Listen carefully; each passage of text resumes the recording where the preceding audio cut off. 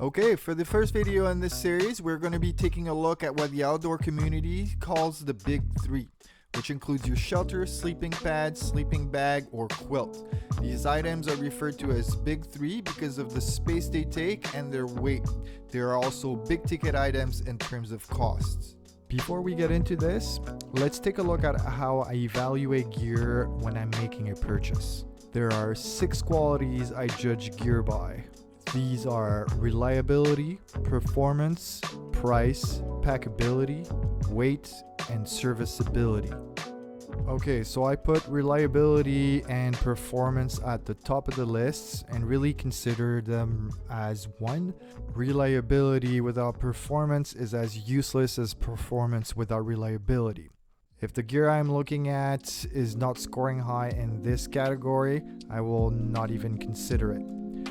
This is essentially my only deal breaker, and it's important to note that I only judge performance with regards to its intended use. I really don't care about, for example, a quilt keeping me warm in -20 weather if I'm only going to be using it in the middle of July. Next comes price. Price is mostly used to narrow down options and not a surefire way to determine quality. Even if as a rule of thumb, better quality gear costs more, you also get diminishing returns as you spend more money, with the best bang for your buck usually sitting at the mid-range of the price spectrum. Third comes packability. Let's say I have identified 2 items priced within my budget and with a proven track record. Then I use packability as my next selection criteria. As you already know or will soon discover, space is in short supply on a bike. So on a larger item, I will always prioritize packability over weight, which comes in 4th place in this list. Weight is very often a function of your budget with a few exceptions, and this is what more experienced riders will start shaving once they're satisfied with their setup. Lastly, even if after looking at all these points I'm still undecided, then I look at serviceability. And whether it's through a warranty or the possibility of fixing it yourself. Okay, now that we've established how to select gear, let's dive into our Big Three. We are going to start with shelter, or in this case, tents, bivvies, and tarps. Tarps are by far the cheapest, lightest, and more compact option to keep yourself and your gear dry. It will, however, provide limited protection from winds and no protection from bugs.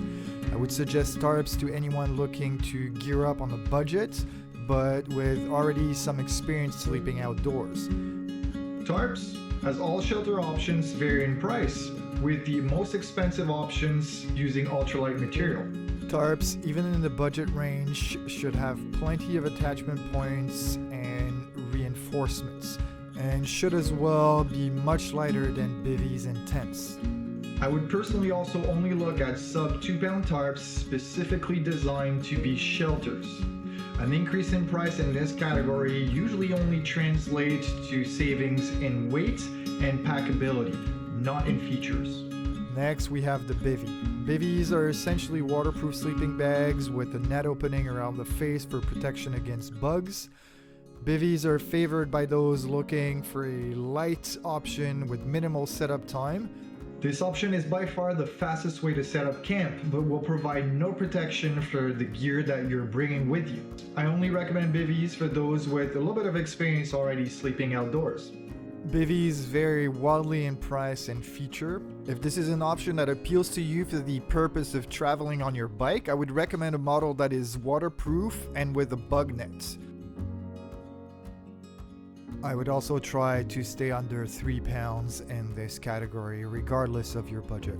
Lower end price offerings resemble more a very tiny tent, and premium models do offer substantial advantages over their budget counterparts.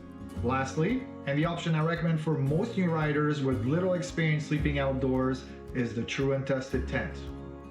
Tents offer protection from rain, wind, protection from bugs, and usually offer a more reassuring way to spend the night for most beginners. Most quality tents provide a vestibule where gear can be stored Along tarps, tents provide a more permanent base camp option for extended rest days or when waiting for poor weather to subside. The cost for all this convenience can be weight, packability, and price compared to the other two options.